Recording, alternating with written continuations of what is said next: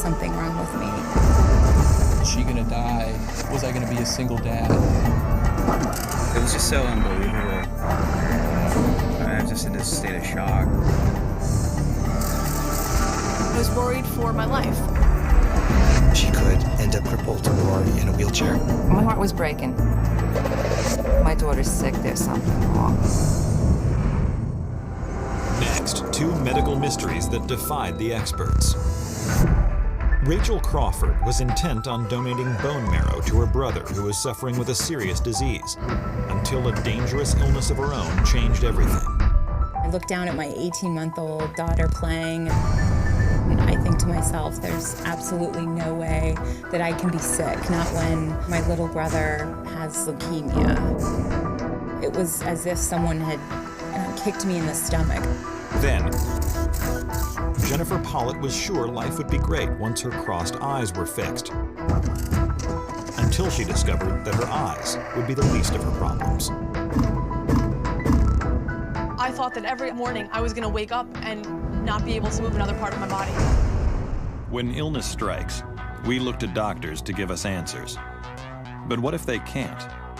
For these unlucky patients, diagnosis is a mystery.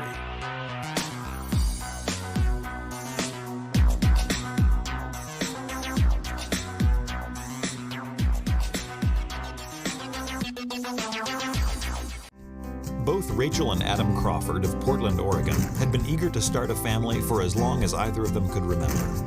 And sure enough, less than a year after their marriage in 2003, they found themselves anxiously awaiting the birth of their first child. We were so excited to be expecting our first baby. We had just bought a new house, so we had a lot of transitions going on. But at 8 months, during a routine prenatal checkup, Rachel gets some scary news. She has preeclampsia, a condition that reduces blood flow to major organs, including the uterus, and puts both mother and baby in grave danger. Rachel's doctor quickly decides that he does not want to take any chances. And in the midst of that appointment, the doctor said, "You're gonna have to deliver the baby today." And I just kept thinking to myself, I'm not at that point in the book yet. What to expect when you're expecting. I haven't gotten to that chapter. I was scared. I was not prepared to be a father yet. I still had 2 months to prepare to be a father, a first-time father at that. And so with that hustle of nurses and an anesthesiologist, and they were wheeling me in for a C-section. Baby Sophia is born at 4 pounds. Despite her premature birth, she is completely healthy. Right after the delivery, Rachel's blood pressure goes down, all the preeclampsia symptoms disappear, and after a few weeks, the family is discharged from the hospital. Even though she was 8 weeks early, we were absolutely thrilled. It was pure joy. We had, obviously had a couple weeks with her in the NICU, so I'd gotten to know her there and spent time really as a new family in the hospital. And it was just the most joyous experience bringing this baby that we wanted so badly into our home. But 4 months later, Rachel and Adam receive an upsetting phone call about her 23-year-old brother, Robbie. My cell phone rings at 7 o'clock in the morning, and it's my mom crying on the other line, and I said, "Mom, what is wrong?" Thinking someone had died. And she said, "Your brother's in the hospital. He has leukemia." She took the news very hard, as did the whole family. This was, wow, this is cancer. This is serious. I thought leukemia was something that just happened to little kids. It was just a big shock to me and my family. Never thought something like that would, happen to you. As his big sister, it was almost like my own child having something happen, and I was absolutely heartbroken and scared out of my mind. It's clear that Robbie needs a bone marrow transplant, and after a flurry of testing, his doctors determined that Rachel would be a perfect donor. So the plan was set in motion that I would be able to become his donor that next fall. The transplant is 12 months away, scheduled for the following September. But 6 months later, in March, Rachel herself starts to feel sick. I started having just really odd stomach pains where I thought I must be getting the flu, or it must have been something that I ate. It would come in waves where she would be feeling poorly, but then within a matter of moments start feeling even worse, where she would be doubled over and feeling extremely uncomfortable. You know, having had a C-section with my daughter, part of me wondered if it was associated with postpartum. It was something that I really didn't think about too much as being something to take note of or something to be concerned about. Rachel schedules an appointment with a gastroenterologist who performs an ultrasound of her abdomen. He reassures her that everything looks normal and prescribes some pain medication. And they told me, you know, can't really put our finger on it, but since all your labs came back regular and the ultrasound will just let us know if you end up having any other stomach issues. Around the same time, Rachel notices something else. When she goes to the bathroom in the morning, her urine seems especially dark. I chalked that up to being dehydrated and not having, you know, enough in my system during these bugs that I thought I was having. With the medication, Rachel begins to feel some relief. But a few months later, while exercising, she experiences another unsettling symptom. I would get these odd headaches doing yoga or working out. I felt as if I was looking into the sun, or there was some sort of bright light that was making me squint. I would take aspirin, a pain reliever, but by and large, I thought it could be related to the stress of the transplant. So I didn't really think anything of it, that it needed to be dealt with a doctor. But then, with Robbie's bone marrow transplant just weeks away, she and Adam receive some alarming news. I get a call from work, and she sounded upset, saying that I had been approved for life insurance coverage, but she had not, because of some blood work showing abnormal results. One of which was an LDH, which I had never heard of and didn't know anything about, but apparently it was way over what it should be. LDH, or lactate dehydrogenase, is a substance found in red blood cells. Too much of it can sometimes indicate the presence of cancer. Obviously sent off alarm bells, and we were looking to speak with someone who could educate us more on what this number meant and what do we need to do in order to move past this and to understand what it is. It never really occurred to me that there might be something wrong with Rachel. I just didn't think it was possible. I was looking down at my 18-month-old daughter, thinking to myself, you have got to be kidding. 29-year-old Rachel Crawford is just weeks away from donating bone marrow in an effort to cure her brother's leukemia, when she gets some test results back that indicate that she herself may have cancer. We were scared. I was scared. Not only are Rachel and Adam terrified about the prospect of cancer, but this may also prevent her from donating bone marrow to Robbie. Now 2 lives could be at risk. I think to myself, there's absolutely no way that I can be sick, not when, you know, here my little brother has leukemia. Rachel's primary care physician refers her to hematologist-oncologist Dr. Frederick I to take a closer look at the abnormal test results. An elevated LDH can mean many things. It could signify muscle damage, it could signify a malignancy or infection. It's pretty nonspecific. It's a marker of something. The question is, what is it a marker of? Dr. I runs a complete blood panel, and to rule out any early form of cancer, also performs a bone marrow biopsy. We looked really hard and couldn't find anything wrong with her. Dr. I said, you know, I think you'll still be able to move forward as being your brother's bone marrow donor. And I was just so glad to have that month over. But Rachel's hope is short-lived. Just a few weeks later, she is stricken with the same stomach pains and nausea that she had after the birth of Sophia. There was one instance where I literally sat up in bed and threw up. Given their recent health scares and not wanting to take any chances, Adam rushes her to the ER. We were seen by a doctor and gives her fluids, made her more comfortable, and says, you know, just to rule something out, we're just gonna scan your abdomen. The The doctor came in and said there looks to be some sort of ulcer. So it was actually kind of a relief that, here was something wrong with me and now was remedied. The ER doctor gives Rachel some antacids, along with a recommendation to avoid spicy foods and follow up with her primary care physician. With that, I was checked out of the hospital and able to go home. And then, 4 weeks later, in October, they get another surprise. Rachel is pregnant again. We were thrilled to learn that we'd be having a second baby, although this did mean that we would be, again, postponing the bone marrow transplant. Robbie's leukemia treatments are working well, and his doctors feel he can withstand the delay. So the transplant is put on hold for another year. Adam and Rachel, in the meantime, gear up for baby number 2. We were excited to tell our friends and family and looking forward to a new addition. But 4 weeks later, just at the end of her first trimester, Rachel starts having headaches again. And this time around, they were different than the ones that I had previously experienced because there was no relieving the pain. As I was pregnant, I didn't want to take any medication, and that was a little scary, but I just thought it must be hormones. Rachel does her best to gut it out. But on Thanksgiving, at her parents' house, she finally just hits the wall.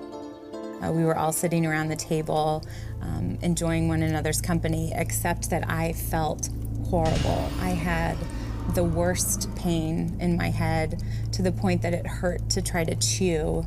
So I gently excused myself and just said, I'm feeling really tired and, being pregnant, I'm just gonna go lay down upstairs. Adam cuts the visit short and takes Rachel home. And as we're driving home, the pressure in my head is just growing and growing. And I'm starting to feel a little panicked that the pain isn't going to subside. There's not kind of a light at the end of this. She was in excruciating pain and was saying that she felt very nauseous. And when we pulled up into the driveway, she vomited right on the driveway. And Adam helps me into the house and gets me upstairs.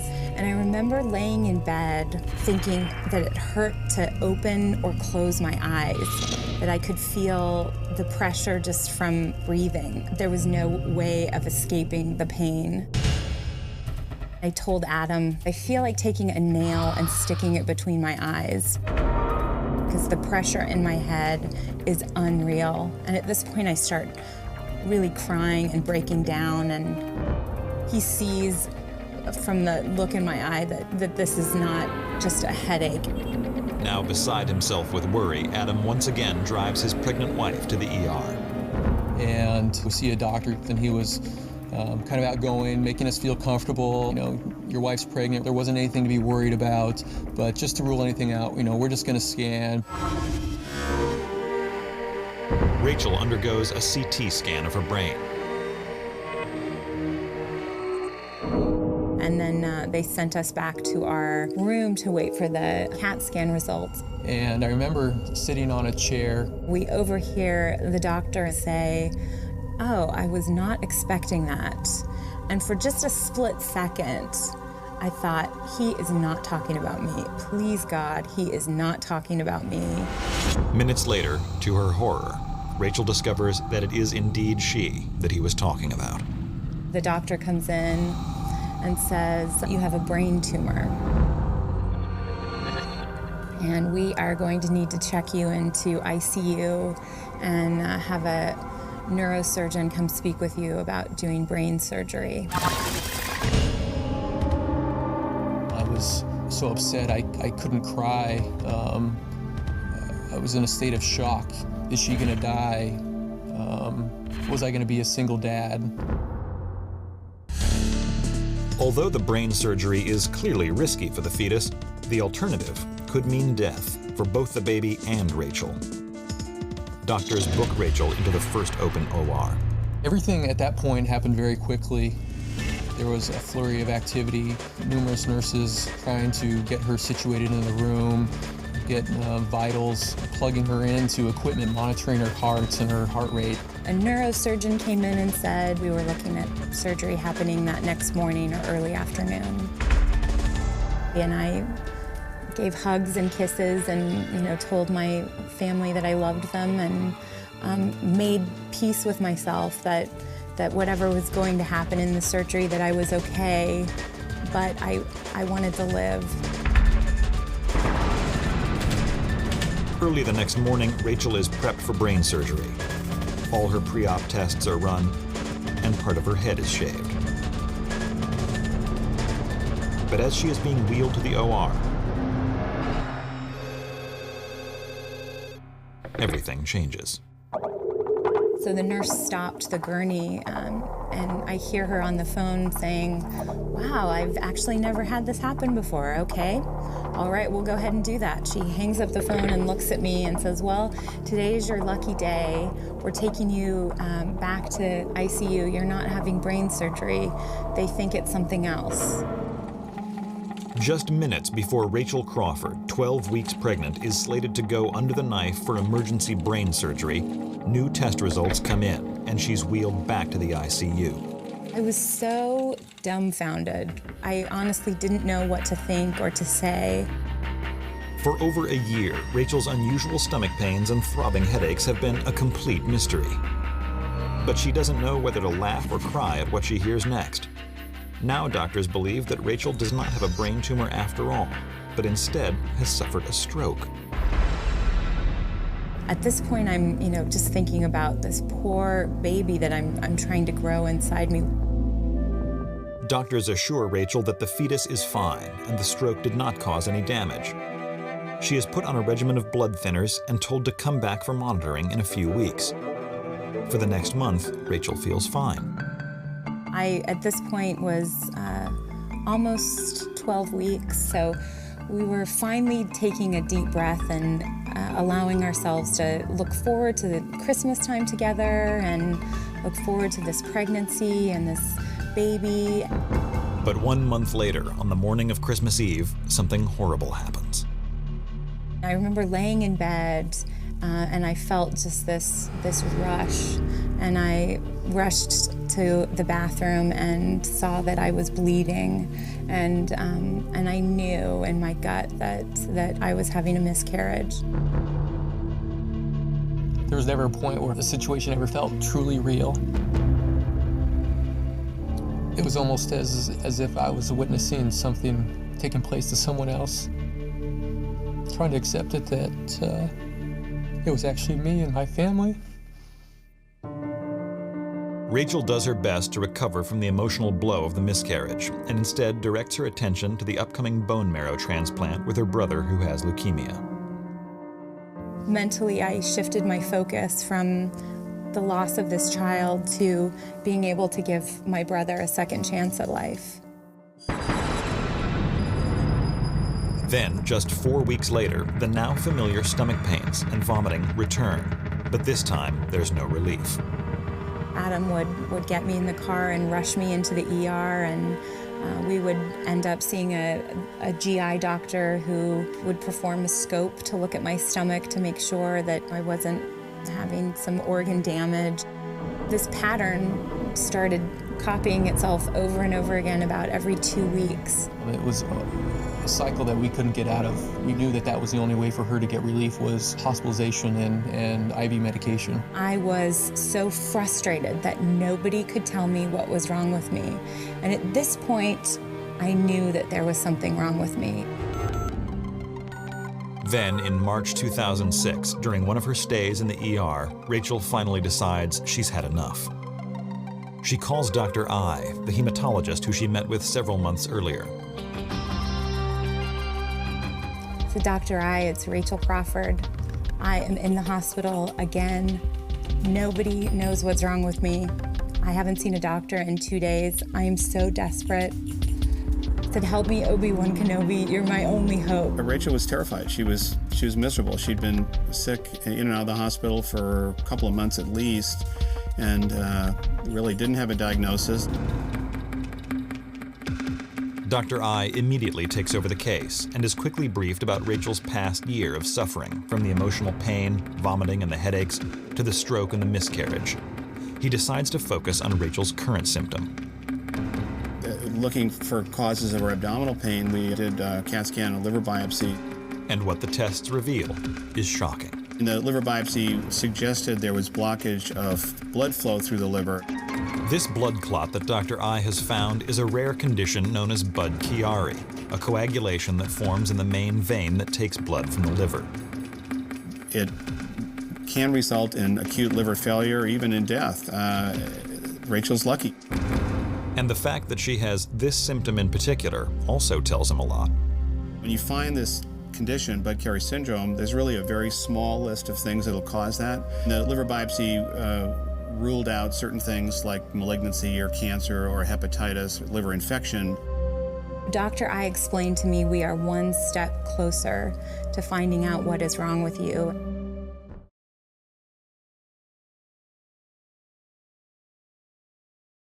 Dr. Frederick I is one test away from knowing the exact disease that has been plaguing Rachel Crawford for over a year.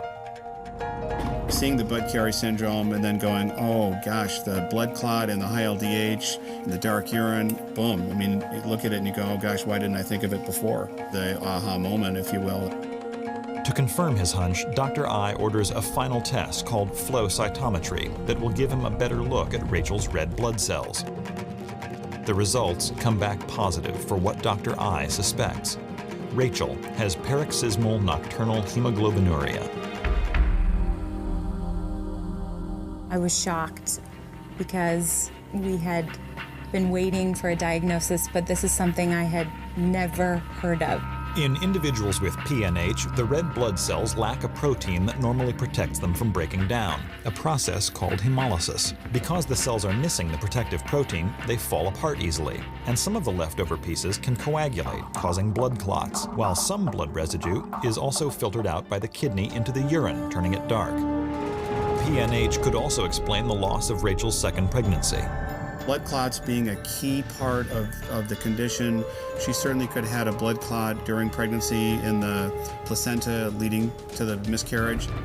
And it's clear that Rachel herself was in grave danger too. The blood clots are the most dangerous part of the condition. The blood clots in the lung, blood clots in the leg, strokes. If it's extremely rapid, people can get quite ill and even die. I remember feeling such a sense of relief that I had lived through these episodes without dying. While thrilled to finally have a diagnosis, the couple remains baffled by the way in which the disease progressed. Why the PNH flared up and caused the series of problems leading to the diagnosis, I don't think anybody will ever know. It's just the way the disease behaves. It's unpredictable and can come and go.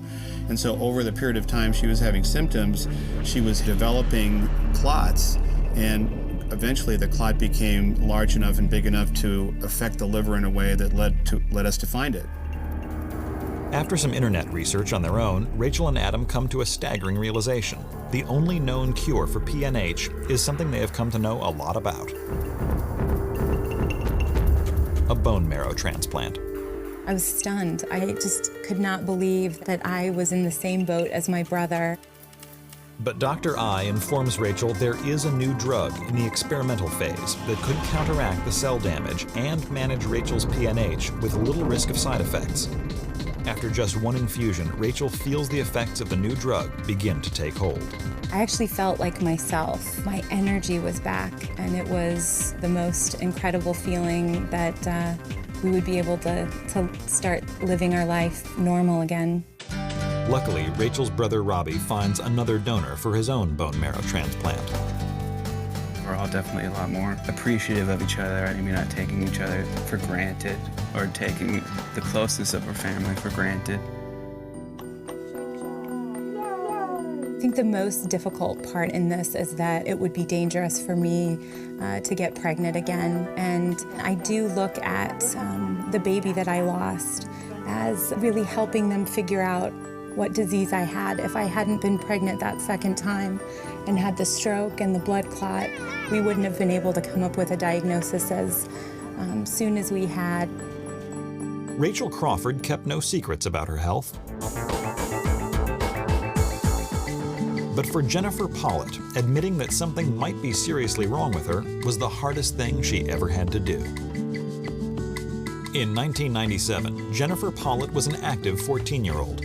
Until middle school, her only experience with doctors was a string of surgeries that would ultimately correct her crossed eyes, a condition she was born with. Elementary school was a torture at sometimes, but for the most part, I had a lot of family and support from my friends, so it wasn't as bad as it could have been. Otherwise, Jennifer was outgoing, upbeat, and the picture of health. I did a lot of dance. I started dance at a very young age, and I really fell into that as my niche.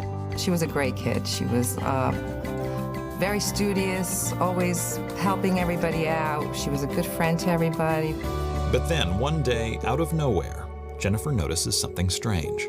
I discovered sores on my scalp and my nose. I was itchy or scratchy, or, I could see, my dry skin like flaking off. And she'd say, "Ma, look, I don't know what's going on. Look, I have this sore in my nose and in my hair." I said, "Auntie Anna has psoriasis. Maybe it's psoriasis." I really did not know what to think. So I said, just watch it. And we basically went and bought some special shampoo. And after using it for a while, the sores just went away. And I didn't think too much about them after that. Now the only thing on her mind is having the final surgery to correct her crossed eyes once and for all. She knows that she'll be much more comfortable starting high school once this is taken care of.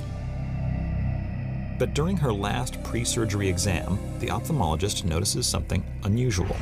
She explained that when he was doing my dilated eye exam, he found inflammatory cells in the anterior chamber of my eye, and that was called uveitis. So before we could continue with surgery, I had to get the uveitis under control.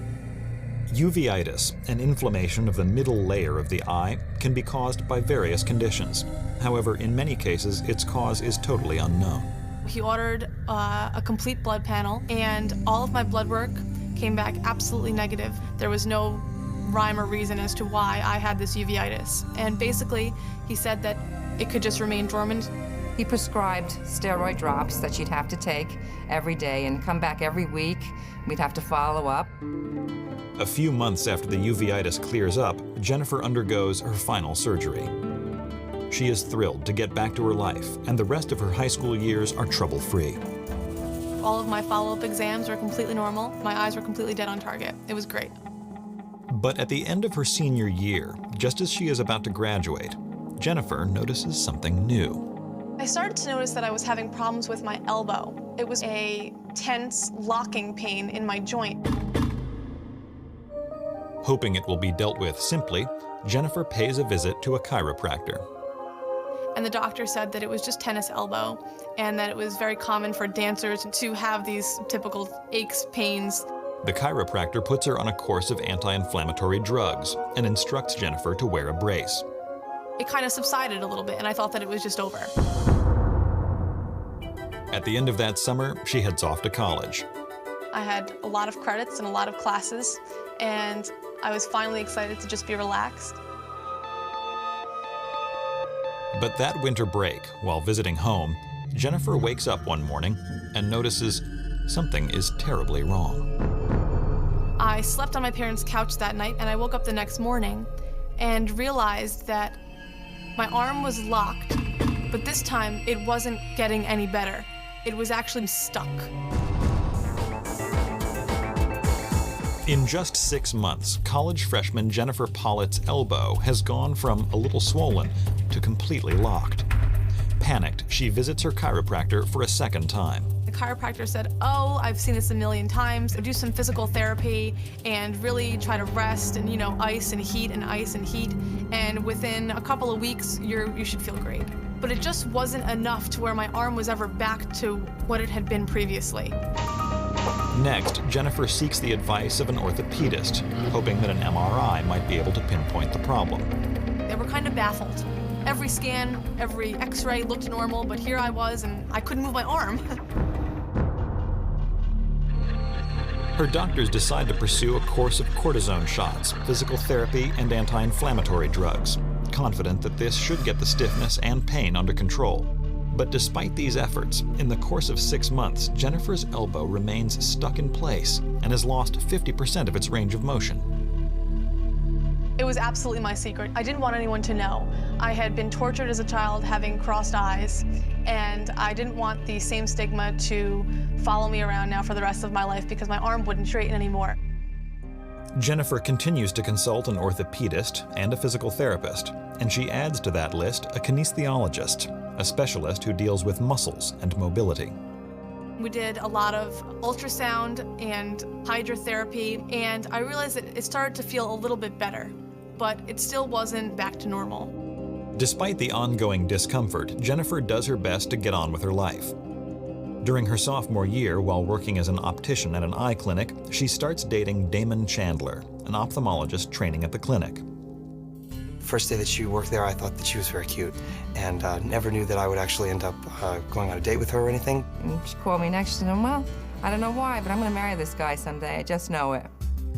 Jennifer is thrilled to be in a new relationship. However, it presents a problem. How will she hide her elbow from her new boyfriend? I didn't let on that I had any type of physical problem. I didn't want to appear weak. I would position myself so I either had my hands on my hip or my hands were crossed or in my pockets. So I had all the tricks down. So it wasn't until about 6 months later, we were at his apartment and we were just play fighting, pillow fighting. And he landed half on top of me and I just screamed out in the loudest shriek I could possibly imagine because my arm had been locked in a position at almost a 90-degree angle for so long. It was just excruciating. As her boyfriend, he is concerned about Jennifer's pain, but as a doctor in training, it piques his interest. And as Jennifer begins to feel closer to Damon, she opens up a bit more about her medical past. I told him that I had the uveitis, that all of my blood work came back negative, they just don't know what it is. I kind of responded like, are you kidding? What do you mean you had uveitis? She kind of brushed me aside and said that the doctors had done every test possible and that those tests all showed nothing, and she didn't know anything more about it, but she knew that it wasn't a concern for her any longer. But one thing Damon knows is that uveitis should be taken seriously. I had always learned that conditions like uveitis can be associated with systemic conditions. And it seemed obvious to me that for Jennifer, this might be the case. While very concerned, Damon is still sensitive about meddling too much and decides to keep an eye on Jennifer secretly. But in July 2005, after the couple moves to Florida, they both begin to notice that Jennifer is developing other problems. I mean, my knee was just enormously swollen with fluid all around it. It was the size of like a grapefruit, and the pressure was so bad that I couldn't bend my leg. My greatest fear was that, God forbid, anything should happen to her knee that would even resemble what happened to her elbow.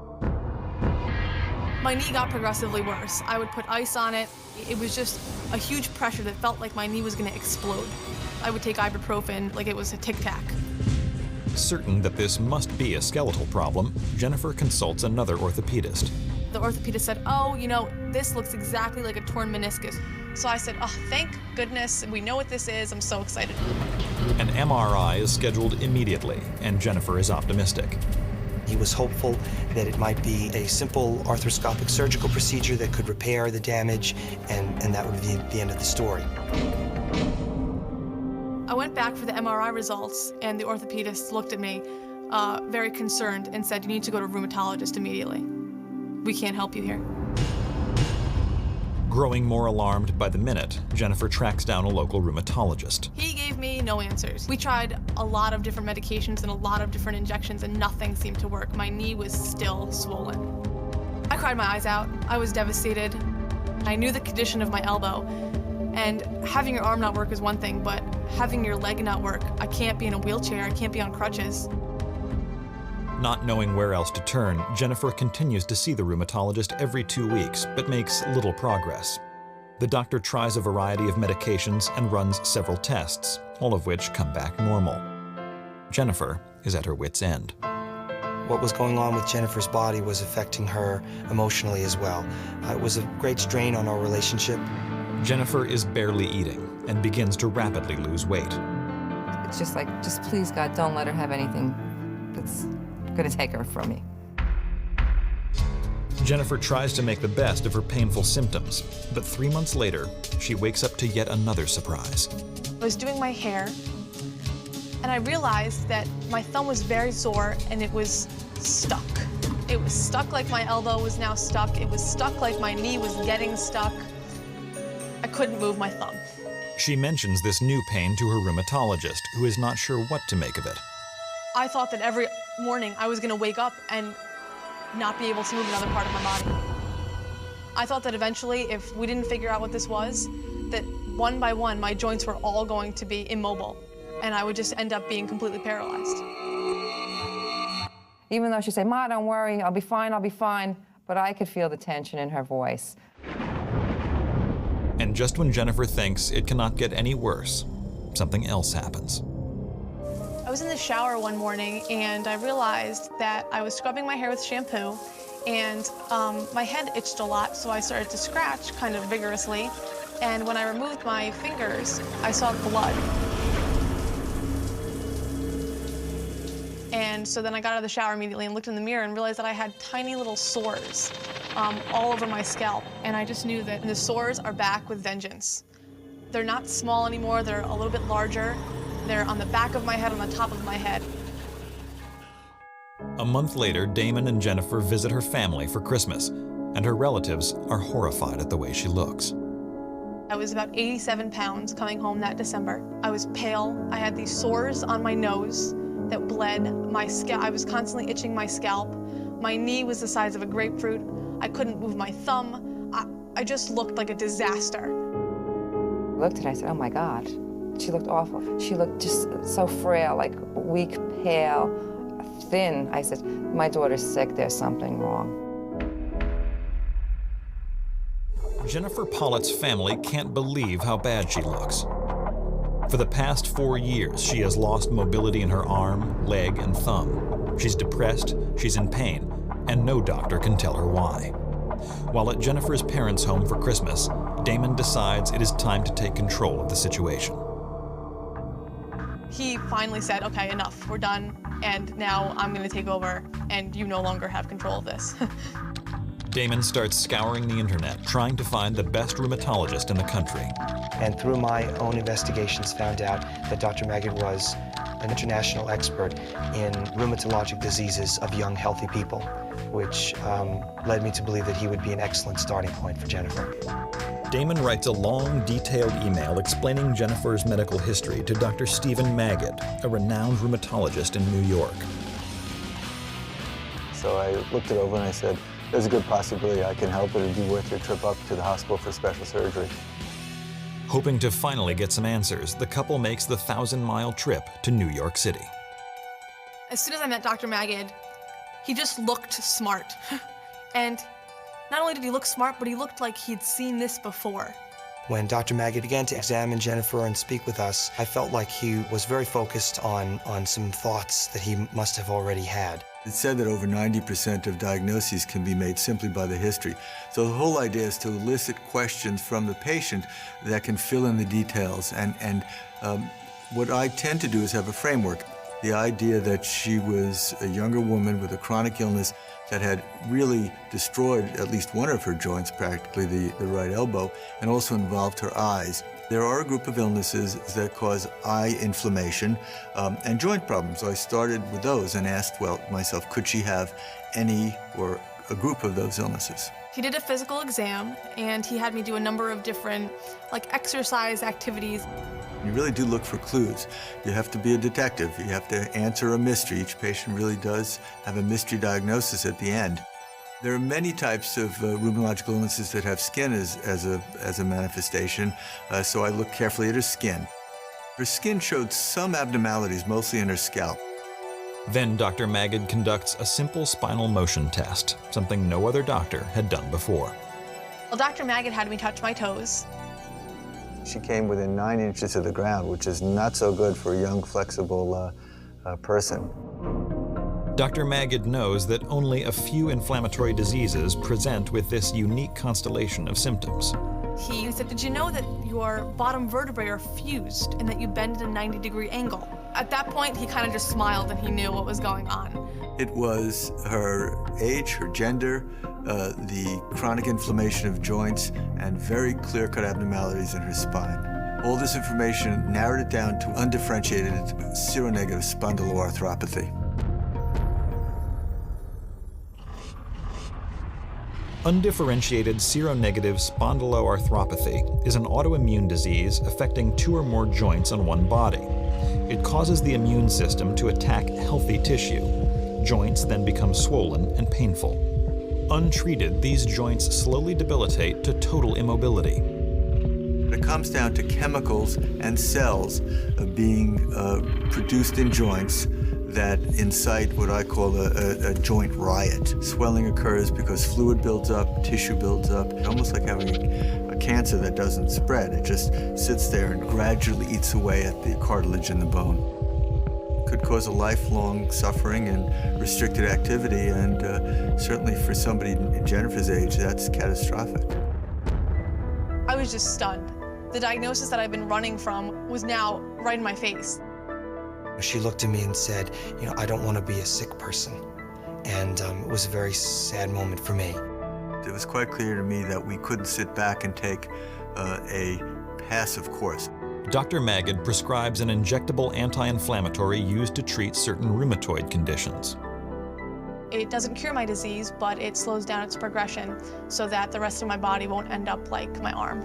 Jennifer begins the treatment immediately and gradually starts to show signs of improvement. I began to notice that she didn't complain at all any longer about her thumb, and she complained less and less about her knee. It seemed that things were really beginning to look brighter for her. Despite the long and painful road to diagnosis, Jennifer was lucky to have seen Dr. Magid when she did. With such a rare condition, she might have gone undiagnosed for a lot longer, and one by one, her joints could have become permanently damaged.